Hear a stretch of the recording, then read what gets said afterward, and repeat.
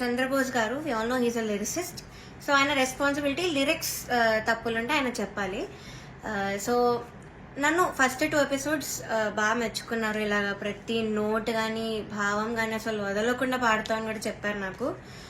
అయితే రాముడు రౌండ్లో వీళ్ళందరు ట్రూ కలర్స్ అన్ని బయటపడ్డాయి. ఫస్ట్ సునీత గారిది నేను చెప్పినట్టు మైక్లో మాట్లాడేశారు ఇన్ని ఇయర్స్ ఉన్నాయని నాకు తెలియక.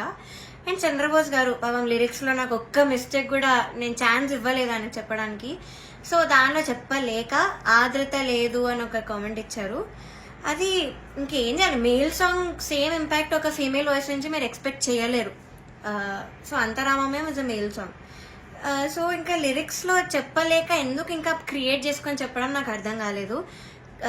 ఒక అదే రౌండ్లో ఒక అమ్మాయి లిరిక్స్ మర్చిపోయింది రాముడి పాటలో, అది మాత్రం ఆయన మెన్షన్ చెయ్యలేదు. బీయింగ్ ఎ లిరిసిస్ట్ ఆయన రెస్పాన్సిబిలిటీ ఉండి కూడా ఆయన చెప్పలేదు. ఆ రౌండ్లో లిరిక్స్ మర్చిపోయింది, చెప్పలేదు.